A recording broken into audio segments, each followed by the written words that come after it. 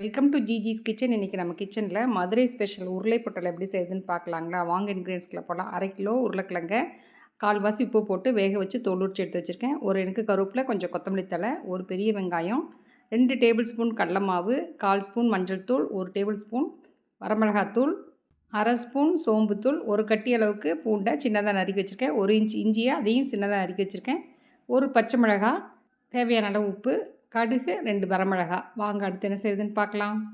இப்போ ஒரு பவுல் எடுத்து உருளைக்கிழங்க ஊற்றி விட்டு வச்சுக்கலாம். ரொம்ப மசிய வேண்டாம், இந்தளவுக்கு ஊற்றி விட்டால் போதும். ஸ்டவ் ஆன் பண்ணி ஒரு கடாயில் எண்ணெய் ஒரு 10 டேபிள் ஸ்பூன் அளவுக்கு ஊற்றிருக்கேன். இது கொஞ்சம் தாராளமாக விட்டால் தான் நல்லாயிருக்கும். இப்போ எண்ணெய் காஞ்சிருச்சு, கடுகும் வரமிளகாயும் போட்டுக்கலாம். அதுவும் பொரிஞ்சிருச்சு. இப்போ வெட்டி வச்சுருந்த இஞ்சியும் பூண்டையும் போட்டுக்கலாம். நல்லா பொன்னிறமாகட்டும். இப்போ இஞ்சி பூண்டெல்லாம் கலர் சேஞ்ச் ஆகிடுச்சு. இப்போ இந்த ஸ்டேஜில் சோம்புத்தூள் சேர்த்திட்டு வெங்காயத்தையும் போட்டுக்கலாம். வெங்காயத்தை போட்டு நல்லா ஒரு தடவிட்டு இப்போ வெங்காயம் நல்லா வதங்கிருச்சு. இந்த ஸ்டேஜில் கருவேப்பிலை போட்டு அதையும் ஒரு பிரட்டிட்டு இப்போ பச்சை மிளகாயை போட்டுக்கலாம். அடுத்து உப்பையும் போட்டு நல்லா ஒரு கலர் கிளறிட்டு எடுத்து வச்ச பொடி வகைகளை சேர்த்திக்கலாம். போட்டு நல்லா ஒரு கலர் கிளறிட்டு இப்போ கடல மாவையும் சேர்த்தி நல்லா ஒரு கலர் கிளறிட்டு ஒரு 1/2 டம்ளர் தண்ணி அளவுக்கு ஊற்றலாம். ஏன்னா பச்சை வாசனை போகணும். ஒரு நிமிஷம் மூடி வைப்போம், அப்புறம் பார்க்கலாம்.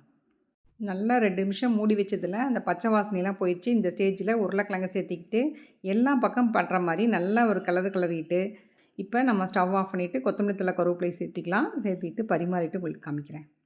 இந்த உருளை பொட்டலத்தை நீங்களும் வீட்டில் ட்ரை பண்ணி பாருங்கள். இது குட்டீஸ்க்குலாம் ரொம்ப பிடிச்சதா இருக்கும். நீங்களும் செஞ்சு பார்த்துட்டு எப்படி இருக்குன்னு கமெண்ட் பண்ணுங்கள், லைக் பண்ணுங்கள், ஷேர் பண்ணுங்கள். மறக்காமல் சப்ஸ்கிரைப் பண்ணுங்கள். அடுத்த வீடியோவில் சந்திப்போம். பாய்.